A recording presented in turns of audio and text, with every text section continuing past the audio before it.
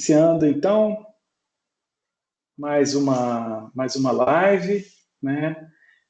Dou boas-vindas a todas e todos. Mais uma live do nosso Centro de Estudos do Aquecimento Global e Inteligência Artificial, né? Da PUC Minas. Basicamente, onde a gente tem o nosso espaço para debate, para que possamos convidar especialistas do Brasil e do mundo para partilhar ideias, refletir, criar soluções, né? E hoje, na live do dia 10 de agosto de 2026, nós temos um convidado de luxo, né? O Adriano Scarpa, né? Que conecta desde São Paulo, Adriano? Você está desde São Estou em São Paulo? Paulo, Tiago. Estou em São Paulo. Beleza. Antes da gente passar a palavra para ele, queria rapidamente comentar um pouquinho do histórico do Adriano. O Adriano é mestre em sustentabilidade socioeconômica ambiental pela Universidade Federal de Ouro Preto, possui o MBA em gestão de negócios pelo IBMEC, é pós-graduado em engenharia de segurança do trabalho pela PUC, é graduado em engenharia ambiental pela Universidade FUMEC. Atualmente é diretor de Relações Institucionais da Indústria Brasileira de Armas, também conhecida como IBAR, né? Diretor de Meio Ambiente da Fiesp, diretor da Sociedade Mineira de Engenheiros, da SME, coordenador do Comitê de Gás de Efeito Estufa e Gestão da Mudança do Clima da ABNT. Ele também é conselheiro do CONAMA, né, do Conselho Nacional de Meio Ambiente, e do Conselho de Meio Ambiente e Desenvolvimento Sustentável, do SEMA, da Federação das Indústrias do Estado de Minas Gerais. Bom, novamente, muito obrigado, Adriano. É um prazer tê-lo conosco. Agradeço imensamente em nome da coordenação e dos professores da SEAG da PUC Minas, né? E queria, né, antes de passar a palavra, te convidar a comentar um pouquinho mais, né, da nossa razão para fazer esse debate aqui hoje, esse bate-papo. É um artigo que nos chamou a atenção, né? Foi assinado em coautoria contigo e o Paulo Artung, que saiu no Estadão, né? No estado de São Paulo, né? E que nos chamou muita atenção dos dados que são surpreendentes para muitos, né? Que apresenta que 45% das florestas no Brasil, hoje conservadas, estão em áreas privadas, né? Então, queria novamente agradecer e passar a palavra para você. Conta um pouquinho mais de como é que são esses números aí, porque chamam muita atenção quando a gente tem acesso a eles. Muito obrigado. Ah, legal, Tiago. Eu que agradeço, né, o convite, toda a equipe aí da PUC Minas. Acho que é um trabalho brilhante que vocês vêm desenvolvendo, né? Já se tornou um centro de referência aí na pesquisa climática, não só no Brasil, mas também para o mundo, né? A gente que acompanha essa agenda internacionalmente. Então, muito obrigado pelo convite. E interessante, né? Acho que o artigo que nós escrevemos para o Estadão, saiu na semana passada, ele, ele foi ideia, né? Nossa, aqui da IBA, aproveitando um espaço que nós temos com o Paulo Artung, nosso presidente, né? Mas é para falar justamente de um estudo, um estudo que chama o Protagonismo das Florestas Brasileiras na Agenda Climática Global, né? É um estudo que foi lançado ano passado, durante a COP30, né? Foi realizada em Belém, e nós acabamos de fazer a segunda edição desse estudo, né? Então, ano passado, o estudo contemplou questões relacionadas principalmente ao bioma amazônico e Mata Atlântica, e esse ano, a segunda edição, ela trouxe todos os biomas brasileiros, né? Como a gente teve um pouquinho mais de tempo para trabalhar, ano passado na COP30 foi meio corrido, né? Então a gente tomou a decisão de complementar o estudo esse ano. O estudo ele é coordenado pelo Roberto Vac. Roberto Vac, ele é presidente do Conselho do Arapiaú, e também membro do conselho da MBRF e coordenado pelo Beto Veríssimo do Amazon. Então, são dois grandes nomes aí de especialistas na área florestal e que contaram com a participação de diversas entidades, dentre elas a IBA, que ajudou muito na construção de alguns capítulos, né? Então, só falando rapidamente também da IBA, a IBA é a Indústria Brasileira de Árvores, né, igual você comentou, é a Associação Nacional do Setor de Base Florestal. Então, nós representamos diversas cadeias que estão ligadas justamente à silvicultura. Só para dar exemplos, né, a gente representa aí o segmento de papel, celulose, pisos e painéis, né, que muitos móveis aí das nossas casas utilizam MDF, MDP, são indústrias também de base florestal. Minas Gerais, né, possui uma grande base aí de carvão vegetal, também é um segmento representado por nós, e fora ser florestadoras, né, a gente tem aí essa representação. E há 2 anos atrás, vale a pena mencionar, que vai conectar com um pouco do estudo, nós passamos a representar também empresas de restauração e silvicultura de espécies nativas. Então é um segmento interessante, né, que vem crescendo no Brasil, muitas delas aí com o objetivo de gerar crédito de carbono, né? Então o modelo de negócio delas vem muito ancorado no crédito de carbono, que conecta claramente com essa agenda climática global, né? Então foi isso que motivou a gente fazer o artigo para o Estadão, justamente esse estudo. Eu acho que a gente pode aprofundar um pouquinho mais na nossa conversa alguns desses dados e alguns elementos que o estudo trouxe, né? Não, muito bom. Sabe muito bem que nós temos aqui no SEAG, né, a especialização em mudança global do clima. Tá? E nós temos alguns estudos de caso que são trabalhados no curso, né? Muitas coisas associadas à questão específica de como criar modelos de negócio interessantes, como que o empreendedorismo social e socioambiental podem também transformar a questão das pastagens degradadas em áreas de produção e conservação florestal, né?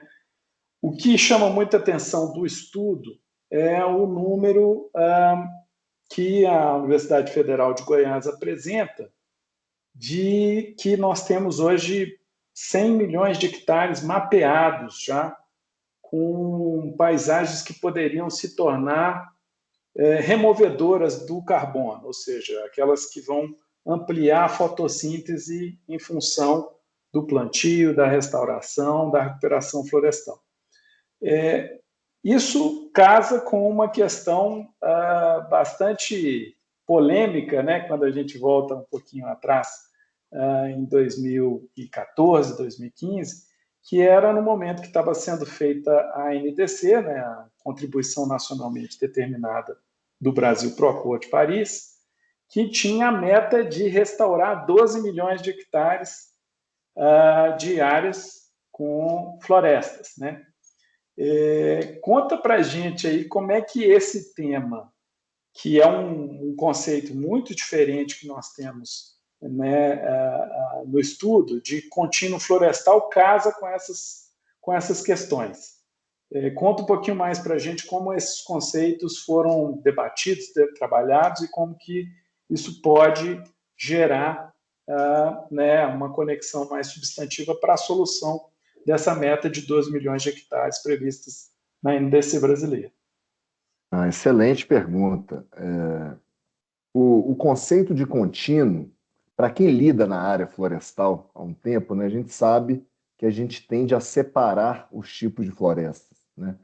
Acho que para o senso comum nem tanto. A gente fala de floresta, o pessoal geralmente imagina uma coisa só única, né? Então, o conceito do contínuo ele vem justamente para demonstrar a importância que cada floresta tem, a depender do contexto, a depender da localização, né? Então, a gente traz aí esse conceito falando da relevância das áreas de conservação, né? Seja a conservação em áreas de preservação permanente, reserva legal, em unidade de conservação. A gente tem vários tipos, né, de áreas de conservação, que são aquelas áreas com florestas já estabelecidas, né, que nós temos que manter essas florestas em pé para manter aquele estoque de carbono e o benefício climático continuar a ser gerado, né? Para aquele estoque não ir para a atmosfera, aumentando a concentração de gás de efeito estufa, né, da atmosfera. Então, a conservação é um conceito muito importante, é uma atividade muito importante. Outra atividade é a restauração, que é justamente, né, quando você menciona o estudo lá de Goiás, os 100 milhões de hectares, de áreas com algum nível de degradação, onde você coloca, implanta florestas nessas áreas degradadas. Então, é restaurar aquele ecossistema, né, com vegetação nativa. Isso tem uma importância muito grande. Então, os 12 milhões de hectares da NDC, né, que ainda prevalece no Plano AVEG, o Plano Nacional de Recomposição da Vegetação Nativa, ele é justamente para a gente criar meios de incentivo, né, dessa restauração florestal acontecer, que não é uma atividade simples. Pode parecer, restaurar é só chegar lá, colocar as sementes daquelas espécies nativas, que aquele ambiente vai restaurar, ou deixar a gente fala muito da regeneração natural, deixa aquela área cercada que ela vai restaurar naturalmente, mas não é simples, né?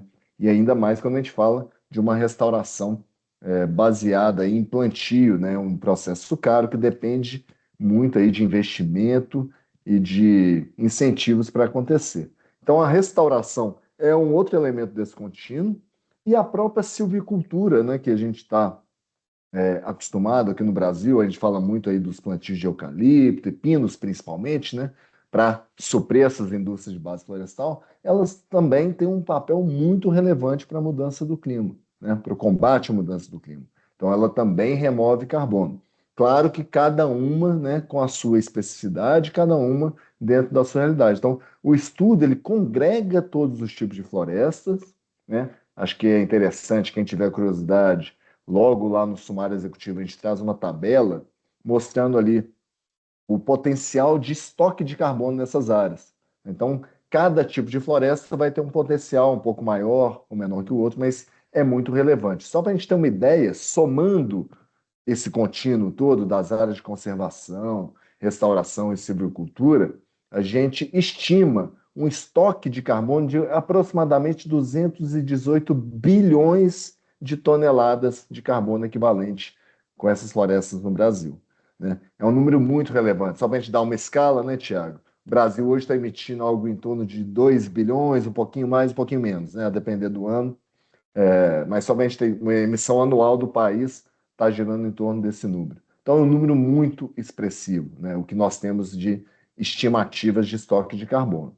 Então, esse conceito ele vem justamente para demonstrar o papel que essas florestas, né, como no plural, todos esses tipos de florestas têm no combate à mudança do clima. E ele traz justamente essa junção, né? Porque até então, até na convenção, né, na UNFCCC, a gente tende a tratar de forma separada, né, esse tipo de floresta. Mas no final, para a mudança do clima, o que, que importa, né? É a remoção que ela está gerando, né? É você não somente remover, mas também ter a capacidade de estocar, que aí está o grande benefício climático dessas florestas. Ou seja, retirar da atmosfera e mantê-la fora da atmosfera, né? Que é Exato. o grande desafio, né, que nós temos pela frente, né? Uma das questões mais cruciais aí que nós temos quando avaliamos a problemática do aquecimento global é exatamente o estoque de CO2, né? No caso, na atmosfera, né? Os estudos que estão sendo publicados aí pelos pesquisadores do SEAG, liderados aí pelo Dr. José Miguel, mostram que a gente está numa situação bastante crítica, né, de mais de 1,2 trilhão de toneladas continuam na atmosfera desde o processo que nós temos da interferência antrópica, né, ou seja, do ser humano, a partir do uso de combustíveis fósseis que começa com a Revolução Industrial, né? Isso é que tem gerado o aquecimento global, no final das contas, né? A gente tem um histórico muito longo de de retirada. E como você mesmo sinalizou, ou seja, o Brasil emite aí mais ou menos entre 1,5 e 3, né, variando os cálculos por ano, dentro desse universo que atualmente nós estamos com 1,3 trilhão de CO2 de toneladas que estão na atmosfera. Isso, vamos dizer assim, coloca de forma muito clara que a proposta, né, de trabalhar o chamado net zero, ou seja, em inglês net zero, né, a questão do balanço entre emissões e remoções ser zero, não é uma alternativa viável no sentido de resolver o problema, porque net zero só vai manter o estoque que está atualmente na atmosfera. Ou seja, a gente vai precisar de retirar esse CO2, né? E não existe, vamos dizer assim, nada tão eficiente tanto quanto a fotossíntese para fazer esse processo. E aí o papel das florestas é fundamental. O que a gente chama atenção no estudo é exatamente o ponto que vocês levam em consideração, porque quando se fala 1,2 trilhão, né, parece uma tarefa impossível de ser realizada, né? Só que a escala que vocês já trazem no estudo do que já está acontecendo no Brasil chama muita atenção, né? O setor florestal brasileiro, segundo os dados apresentados por vocês, já está plantando mais de 2 milhões de árvores por dia, né? E com esse cenário é possível de chegar com esses produtos da economia florestal a mais de 4 bilhões de pessoas, né? E aí eu queria que você refletisse um pouco sobre esse é impossível mesmo de resolver o problema, porque muitas vezes as pessoas sinalizam, olha, não é possível. Quando a gente vê esse impacto que o setor de base florestal, o setor de produção dessa bioeconomia tem de gerar novos empregos, gerar novas atividades, empreendedorismo socioambiental, né? Como é que vocês veem isso? Porque ao mesmo tempo um desafio enorme, mas os números são de ordem bastante grande, né? Ou seja, continentais no caso do Brasil. Exato. Não, muito interessante, porque, igual eu comentei, né, eu sou diretor da IBA, e na IBA nós representamos esse segmento, né, de base florestal que ele tem muita utilidade para diversas indústrias, né? Então, quando a gente olha um panorama desse setor, né, para a silvicultura, para um olhar da mudança do clima, é muito interessante, né? Porque nós estamos expandindo nossas áreas, plantando e expandindo nossas áreas nessas áreas degradadas, ou seja, a gente está incrementando ali um estoque de carbono, né? Estamos removendo, incrementando o estoque em áreas que antes não tinham, né? No máximo tinha ali um estoque muito pequeno com uma pastagem, né? Então não era estrutural como, por exemplo, as árvores plantadas. Ao mesmo tempo que nós plantamos, nós conservamos, né, florestas. Então, é um setor que tem muito essa conexão entre as áreas restauradas e conservadas com as áreas produtivas, né? A IBA hoje representa aproximadamente 50 empresas, tá, Tiago? E nos levantamentos que nós temos de dados primários com as empresas, nós temos uma razão de zero, para cada hectare plantado, nós conservamos 0,7 hectare de vegetação nativa. Então, isso é um recorte desse universo todo que está dentro do contínuo, igual a gente comentou, né? Mas trazendo mais para essa realidade da indústria de base florestal, ainda tem um benefício climático de você substituir matérias-primas de base fóssil. Então, muitas vezes, os produtos aí de papel, de madeira, eles vão substituir aqueles produtos que utilizam petróleo ou similares aí, por exemplo, carvão vegetal, que eu comentei no início da live, ele substitui o carvão mineral na siderurgia brasileira. Então, é um caso muito relevante, né, de substituição de fósseis por renováveis. E, além disso, tem toda a circularidade no processo, que traz o benefício climático ao longo do ciclo de vida aí desses produtos, né? Então, é interessante a gente enxergar esse panorama como um todo.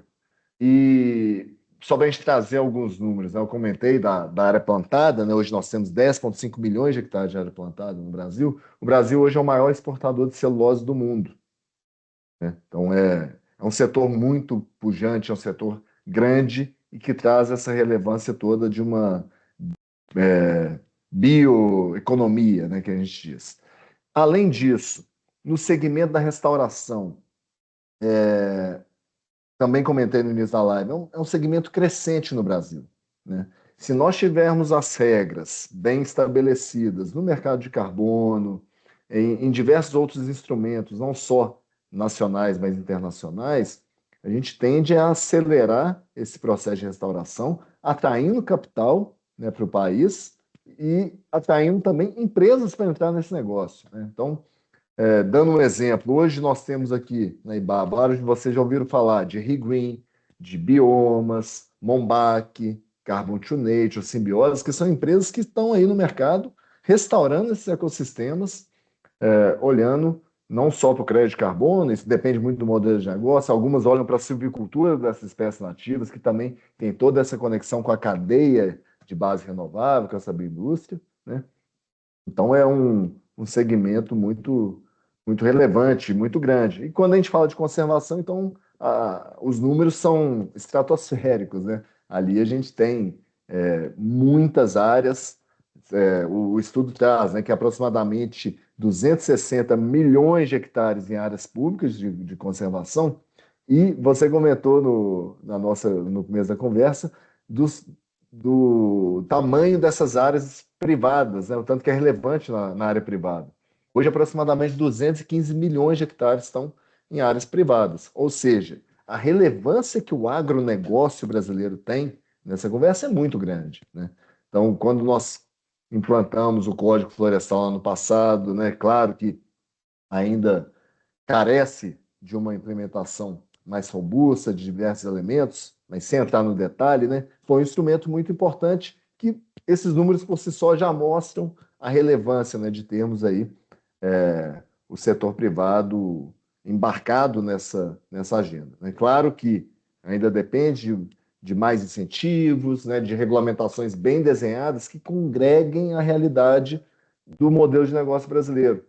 Acho que isso falta, quando a gente olha para a agenda internacional, falta muito essa percepção de como que as florestas realmente são importantes, né, para o mundo atingir o net zero, né, para a gente chegar ali, olhando o net zero no balanço anual, né, Tiago? Porque olhando o histórico, realmente estamos muito longe, mas as florestas são extremamente importantes, ainda mais no contexto brasileiro, que tem áreas, tem toda esse potencial, né? Hoje discute-se muito, tecnologias baseadas, remoções baseadas em engenharia, em tecnologias, né?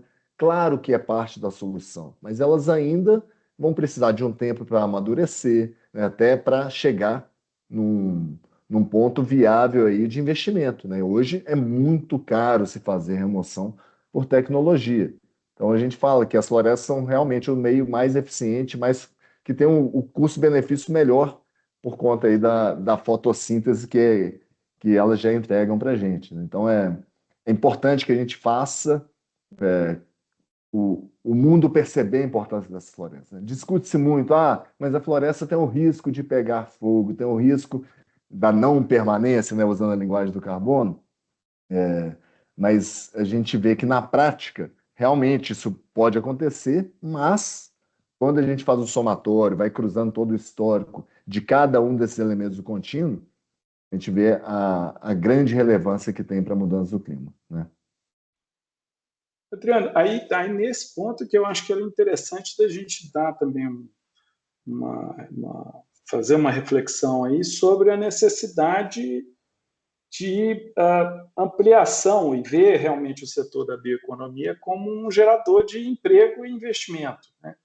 Porque uma das coisas que nós temos maior dificuldade quando se tem a temática, tem o debate para a construção das soluções, é exatamente porque é preciso ser economicamente viável e socialmente justo, né?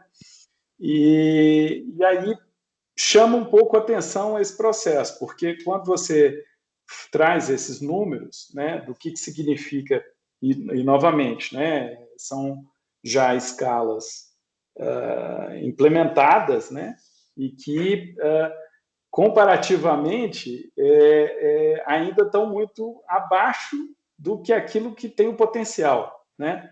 Você sinalizou aqui, são 10,5 milhões de hectares de áreas que estão cultivadas, né, que estão em processo de produção florestal, com produção e manejo, né, vamos dizer assim.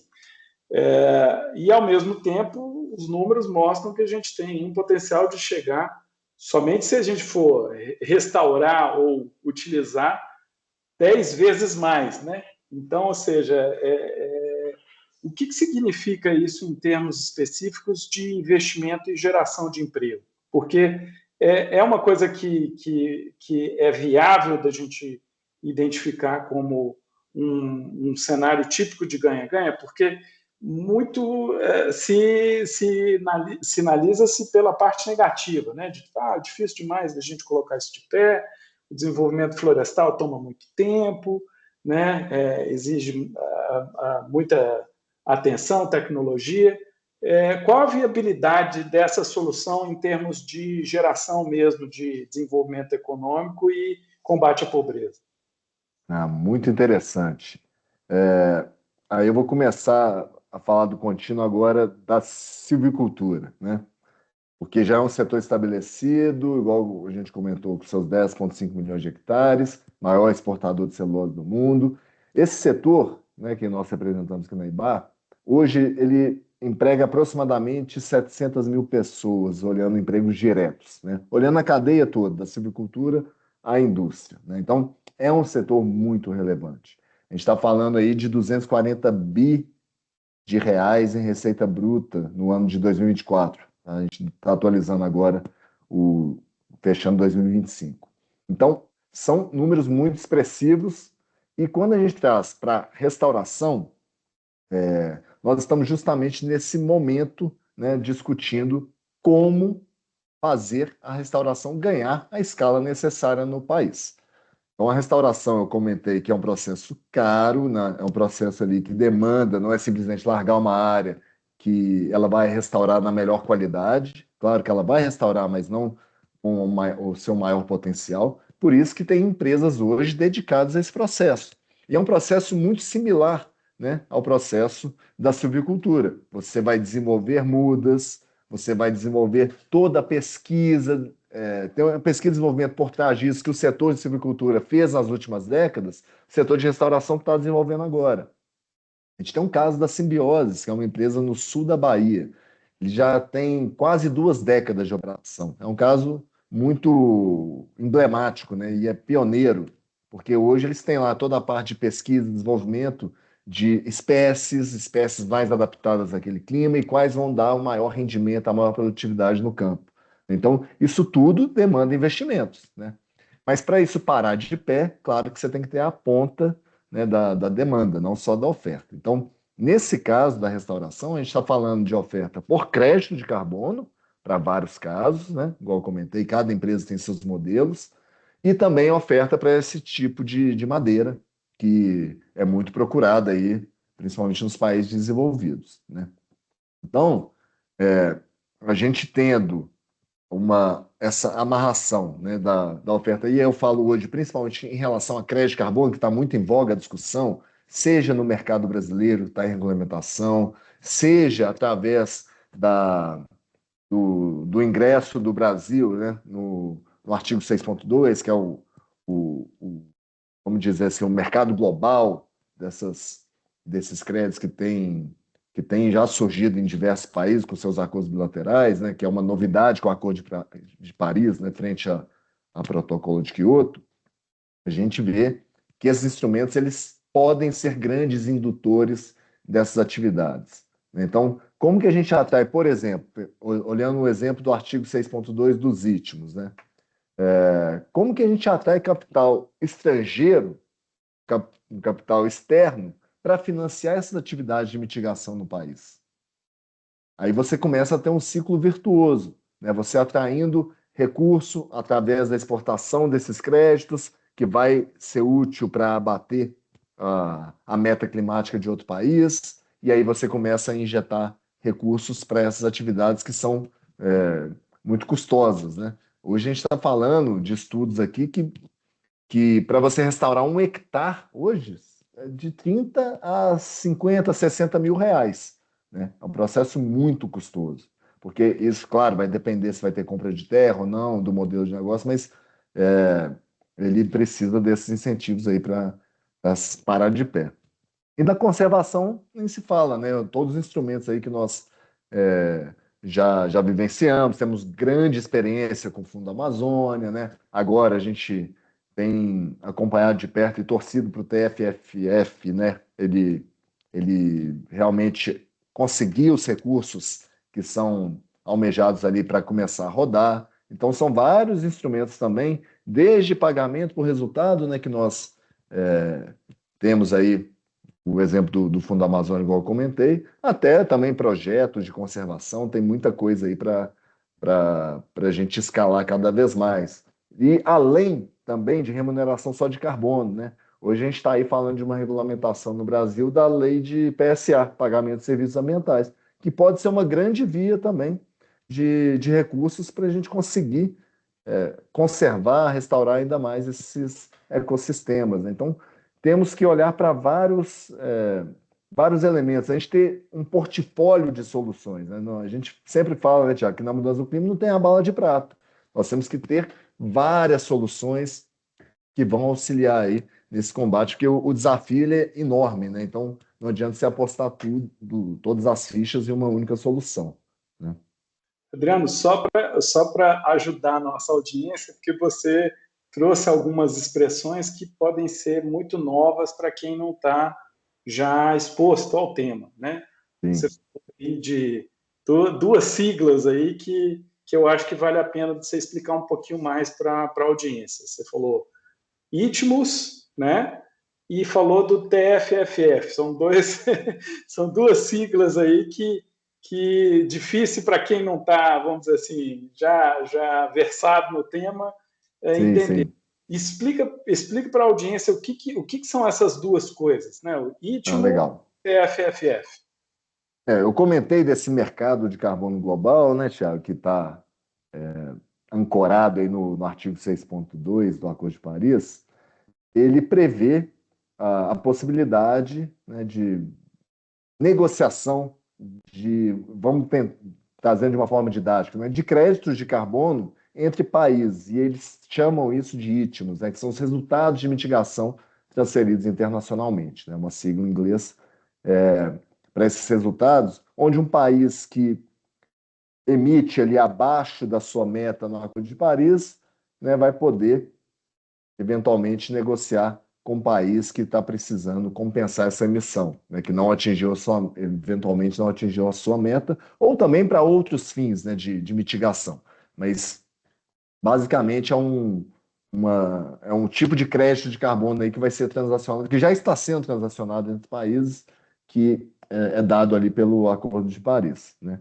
E o TFFF é um fundo, né, de florestas tropicais que foi lançado ano passado na COP30, justamente para arrecadar aí recursos para a gente ter aí o pagamento, né, para conservação de floresta, mas ele vem numa lógica um pouco diferente do pagamento por resultados, né, que a gente vivenciou e vivencia até hoje, onde você comprova a conservação daquela área e alguns países aportam o recurso para aquele resultado de conservação obtido, né? O TFFF ele vem justamente tentando inovar, né? Trazer uma lógica inovadora, baseada aí em rendimentos, onde os países vão aportar recursos e como se fosse uma grande carteira ali de investimento, onde você vai ter um, um pagamento ali pelo recurso investido, né? Então, são instrumentos que vêm surgindo e a gente, igual eu comentei, a gente tem que acreditar, né, e são instrumentos muito sérios, a gente acredita que todos eles possam fazer parte dessa solução, né? Não, perfeito. Então, o ITMO é ITMO e o outro TFFF. Então, Exato, ou seja, se a gente fosse simplificar, o ITMO seria a transação, né, do Acordo de Paris entre países. E o TFFF é um fundo, então, é um instrumento exato, financeiro. Está exato. correto? Corretíssimo. Beleza. Você trouxe para a gente aqui um número que também chama muita atenção, em especial, né, o grupo dos nossos alunos da especialização também tem muito interesse, porque alguns já conhecem, outros estão se qualificando para se envolver, né? Sinalizou que o setor no Brasil efetivamente tem mais de 700 mil empregos diretos. O que o profissional dessa área precisa ter na avaliação de vocês para estar preparado para ampliar os investimentos e poder participar dentro desse esforço que a gente está vendo aí da implementação das políticas de base florestal? Se você, considerando toda a sua qualificação, o que você sugeriria aí de como é que seria a forma de atuação que eles poderiam trabalhar? São inúmeras, né, Tiago? A gente está falando de uma atuação desde uma atuação técnica, passando aí pela formação na engenharia florestal, por exemplo, né? Que é a base de toda essa nossa conversa quando a gente fala da silvicultura e também para a restauração, né? E conservação. Então, engenheiros aí ligados à atividade de uso da terra. Eu estou dando o exemplo da engenharia florestal, mas nós temos aí, eu mesmo sou engenheiro ambiental, atuo na área, engenheiros agrônomos atuando na área. Então, são essas engenharias voltadas aí para o uso da terra que trazem uma base muito importante para inserção nesse mercado, né? Além disso, o Brasil precisa, né, de especialistas, e eu também represento a Sociedade Mineira de Engenheiros, né? Acho que você comentou aí no início. Nós temos uma carência muito grande, né, na formação de engenheiros hoje no país. É notório isso, a gente tem diversos números trazendo a deficiência hoje no número de engenheiros formados, né? Então a gente precisa melhorar muito esses índices, e aí é justamente trazer para os jovens a relevância da atividade, porque o mercado vai demandar cada vez mais esse tipo de profissional. Mas além das engenharias ali no técnico, no dia a dia da operação, né, o profissional dessa área, a gente passa por muitas camadas, né, desde o relacionamento com governos, né, justamente você levar um pouco dessa realidade para atuação em legislações nacionais, toda a parte também de relações internacionais, né? Acho que é importante a gente comentar que tem tido um papel importante no setor, que é como que a gente leva essa mensagem para fora, nas negociações, na própria UNFCCC, mas de diversos outros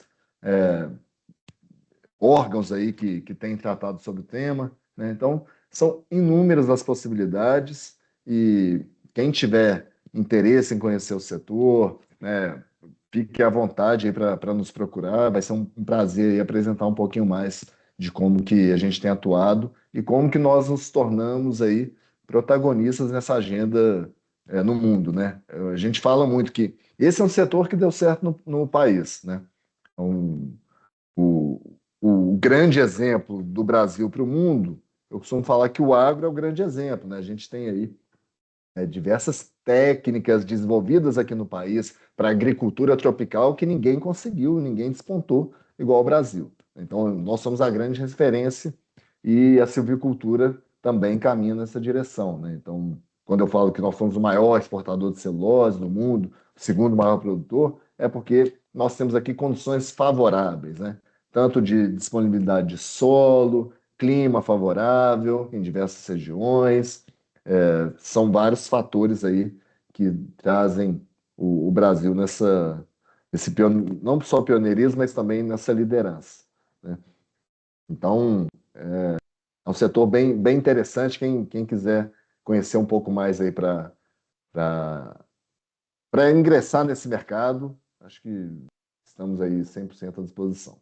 Não, perfeito. E eu sei que vários dos termos que você trouxe aqui nesse bate-papo gera curiosidade, interesse, né? Um ponto central que você sinalizou aí é da questão específica de que existem regulamentações que ainda estão em curso, que eventualmente tem um longo aí debate jurídico, um longo debate de discussão econômica e social para avançar.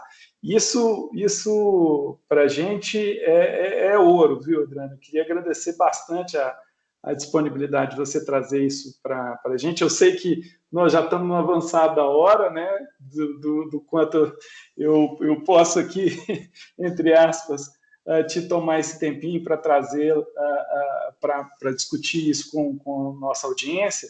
E já sinalizo desde cara que nós vamos procurá-lo para, se você tiver disponibilidade, para fazer um debate específico para explicar um pouquinho melhor, um pouco aí dessa sopa de letrinhas que você falou do ITC, do TFFF, mercado de carbono, como é que está o sistema nacional brasileiro, né, de comércio de emissões, que só isso já dá uma live.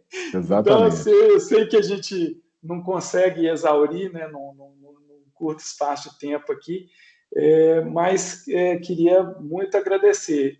Já que a gente está no finalzinho aqui, né, não quero atrapalhar ainda mais aí a tua noite, eu queria que você deixasse uma mensagem para quem efetivamente quer se engajar. O que você deixa de recomendação, né, de reflexão, compreendendo que realmente é um tema muito complexo, mas sem dúvida nenhuma muito necessário, né? Aí queria deixar aí a palavra para você fazer essas considerações finais e para quem está assistindo e quer se engajar, o que você tem de sugestão? Legal. Então, primeiro queria agradecer, né, a oportunidade. Sempre bom conversar contigo, Thiago. Acho que sempre surgem bons papos e boas ideias. Acho que assim a gente consegue enriquecer muito o debate. E só registrar, né, que esse trabalho, né, do protagonismo das florestas na agenda climática global foi um trabalho muito interessante, não só pelo conceito do contínuo da gente conseguir juntar todos esses tipos de florestas em um único estudo, mas também juntar diversas instituições, né, com diversos olhares, isso que traz a riqueza, né, para esse trabalho. Foi um processo que iniciou na COP30, muito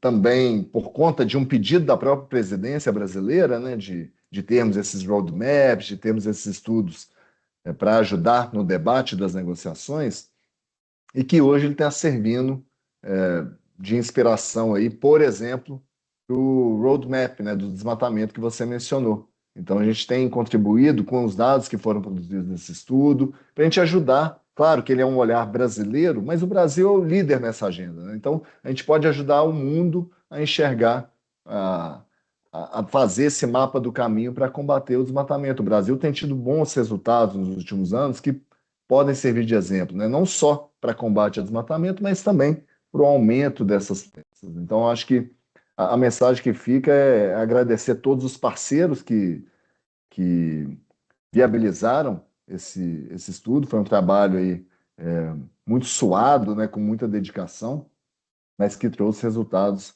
importantes e claro que é um ponto de partida, né? A partir disso aqui, a gente consegue mergulhar cada vez mais nesses dados e trazer mais qualidade para esse debate, principalmente no âmbito internacional, igual eu comentei, né? Nós estamos aí divulgando o estudo ao longo aí do ano, né? Fizemos o lançamento ano passado na COP30, agora com a segunda edição nós já estivemos, né, na London Climate Week, Ele foi também apresentado em Bonn, na semana lá do Substa, para não trazer mais sigla, na semana da reunião de preparatória para a COP, né, lá no meio do ano, na sede da UNFCCC, em Bonn, na Alemanha. Agora tem a previsão de divulgação na COP de desertificação, que está ocorrendo agora esse mês na Mongólia. Em outubro, teremos a apresentação na COP de biodiversidade, na Armênia. E, por fim, chegaremos na Turquia, na COP 31, apresentando o estudo também. Então, é muito gratificante, né, ver o Brasil conseguindo comunicar, né, com essa relevância aí esse protagonismo, né? Porque a gente tem muita dificuldade de comunicação, muita dificuldade que o mundo perceba esse nosso, não só o modelo de negócio para as atividades econômicas, mas também esse modelo de preservação e conservação que é tão importante para a regulação do clima global, né? Então, Adriano, explica para a gente só, antes de você sim. partir, quem quiser ter acesso ao estudo, onde que ele está disponível? Eu posso disponibilizar o link, fica mais fácil, mas ele está no nosso site da IBA, está no site do Instituto Arapiaú, né? A gente tem o link, eu posso compartilhar com vocês, tá? Mas quem quiser jogar no Google é o protagonismo das florestas brasileiras na agenda climática global. Vai aparecer lá o link para acesso em algum desses sites. Perfeito. Eu ressalto que é, novamente, um trabalho de fôlego, tá? Nós estamos falando de um documento de mais de 200 páginas, produzidas por todas essas instituições que o Adriano comentou, né? Então, sem dúvida nenhuma, aqueles que estão na especialização, isso é uma leitura altamente recomendada para a gente avançar nos debates da disciplina de florestas e aquecimento global. E, da mesma forma, para aqueles que não estão na especialização, mas estão interessados em se engajar, se envolver, se puder também passar, Adriana, quais são as redes sociais das instituições, onde que a gente acha, além aqui do SEAG da PUC Minas? Ah, legal. Eu, particularmente, estou aqui nas redes sociais da IBA, né? Que nosso Instagram é @iba_oficial, né? E tem o LinkedIn nosso, Indústria Brasileira de Árvores, né? E temos também, igual eu comentei, o Instituto Arapiaú, o Amazon, fora as outras entidades também que foram grandes parceiras, né? Para citar algumas, Itaúsa, a Concertação para a Amazônia, a Coalizão Clima Brasil Florestas, Agropecuária, dentre diversas outras aí que foram grandes parceiras. Perfeito. Não, então, novamente, agradeço a disponibilidade, Adriano. Queria, em nome da coordenação e dos professores aqui da nossa especialização em mudança global do clima, agradecer a disponibilidade, já sinalizar que nós vamos te importunar aí, quando vamos ter Convite também aceito. a disciplina de mercado de carbono, que ela também vamos trazer essas siglas e detalhar. Cada uma dessas disciplinas a gente está falando aí de uma carga horária de pelo menos 16 horas, tanto de florestas, tanto de mercado de carbono, instrumento, financiamento climático. Então, no financiamento climático, nós vamos tratar essa sigla do TFFF com mais carinho também, mais detalhe, e agradecer e colocar todos incentivando, né? Puderem seguir as redes sociais. Vamos estar aí nos próximos dias ainda, estamos com a segunda turma com as matrículas abertas, então convidá-los, aqueles que tiverem interesse de participar da nossa especialização, estão mais do que convidados. Quem não puder nesse semestre, no semestre que vem a gente abre uma nova turma novamente, né? E agradecer e sinalizar novamente uma ótima noite a todas e todos, e fiquem ligados que em breve nós temos mais conteúdo aí, tanto nos canais da SEAG PUC Minas, quanto da nossa pós-graduação. Forte abraço a todos e, novamente, muito obrigado, Adriano. Até a próxima. Obrigado. Boa noite. Boa noite. Até já. Boa.